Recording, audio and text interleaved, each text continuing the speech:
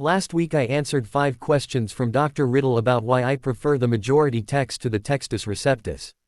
One of the points that came up in those questions several times was that the Textus Receptus tradition was the New Testament of the Reformation. The way the questions surrounding that point were structured, I think the point was that the New Testament of the Reformers must be the right New Testament. I've been thinking about that point a lot over the last week and a half. I disagree with the point. What's more, I think that the Reformers would disagree with that point. But I'm having a hard time really articulating why in a way that I think would reach those that disagree with me. I can touch on the point that the Reformers weren't prophets and that they didn't all agree unanimously about a lot of theological points, but the people that I disagree with already know that. I'm not bringing new data to the discussion. I'm not laying things out in a new way that they haven't seen. Past that, the degree to which I disagree with them on that point goes deeper than that. It's not just that they weren't prophets, it's that I actively think they had a slightly wrong New Testament. Lots of people that aren't prophets get lots of things right every day. Not being prophets doesn't mean that the Reformers were automatically wrong. It just means that they aren't automatically right. I actually think they were wrong on this and many other points. One of the things that Protestants did that I disagree with is the establishment of denominations. My complaint goes a bit deeper than just denominations, though. It's hard to put exactly what my problem is into words. The best I can really come to is that they made Christianity intellectually political rather than spiritually political. Of course, there's always the hope that we can find a way to make Christianity entirely spiritual and not political at all, but that's a whole discussion on its own that I'm not really equipped for today.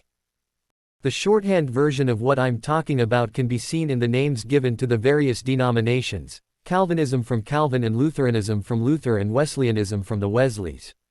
Things only get worse when these groups try to get away from these personal identifiers. You go from Calvinist to Reformed, as if either the Reformation is over and theology is settled or only Calvinists are really the product of the Reformation, and from Wesleyanism to Methodist, as if no one else has a method. The personal identifiers don't really capture it all, though. For me, one of the other examples can be seen in something like the real presence versus memorial views of communion. The people who hold to the real presence in communion, in any of its various forms, are the ones that want to read John 6 literally, but those who take a memorial view are often talk about taking the whole Bible literally. The question isn't, what is your religious epistemology? The question is, what is the group you are affiliated with? And don't come at me with your explanations why you are okay with allegorizing John 6 or why you're okay with allegorizing other passages. Very often, just because of how these things have split through history. Your teacher's teacher's teacher believed one way, and you've been taught that only wrong people believe the other, so that's why you come down the way you do. And if you change your thoughts on it, you're going to need to change churches and along with it change your beliefs about a whole bunch of other stuff. The thing that bothers me is that the further an area of deep study moves away from intellectual politics, the better. I don't think there's any area of study that has completely divorced itself from intellectual politics. But there are definitely some areas that have done better than others. I'm particular, you can tell that an area of study is advancing quickly when it's easy to pull from multiple intellectual wells. It's hard to establish causation. It could be that rapidly developing areas of study become less intellectually political, or it could be that less intellectually political start developing more quickly. Be that as it may, I'm not a fan of intellectual politics. In some areas, the politics are pretty clear. In medical research, those who find the most cures to the worst diseases with the fewest side effects are, often enough, the ones that get the political clout. They get the higher job at the bigger firm with the higher salary. When Dr. Fauci became the chief medical advisor to the president, this was at least partly in the wake of his work working with AIDS and establishing the link between AIDS and HIV. He changed the way we look at a particular syndrome and virus, and it helped people, so he was advanced. That's not what we see in Western Christianity, though. In Western Christianity, a pastor is promoted and elevated for establishing that they more firmly believe the things that they learned in college. We can see this in a bunch of different ways. One is the statement of faith that a lot of Christian seminaries will require.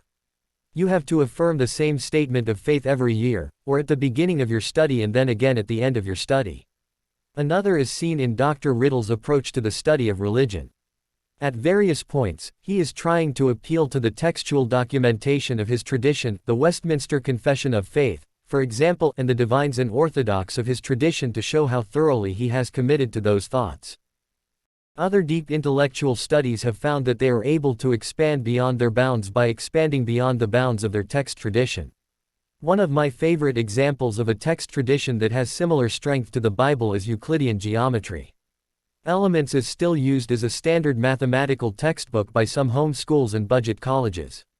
And yet, Einstein was only able to expand his theory of relativity by embracing a non-Euclidean geometry. That didn't make anything Euclid said wrong, but it did mean that there are benefits to thinking outside the box that he drew. In a similar way, I have no problem drawing from multiple religious traditions. I embrace the canon of the Catholic Church, but I'm highly skeptical of papal infallibility and transubstantiation. However, some kind of authority and some kind of divine presence, I hesitate to use the word real here, are things I'm much more open to. While I'm skeptical of sola scriptura as a slogan, I do tend to prefer a historical and Bible-based religion.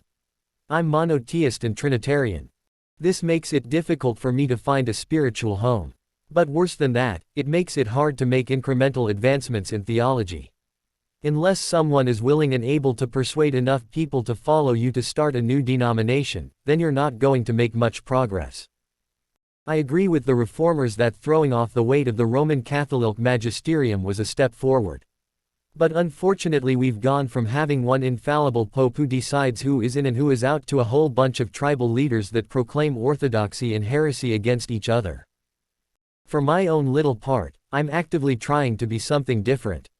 I'm leaving the term heresy out of my vocabulary. I'm trying to establish my thoughts in objective truth, and I'm trying to stay open to thoughts that are uncomfortable to me at first. I don't know if what I'm doing is actuality better, but it will be interesting to see what it leads to.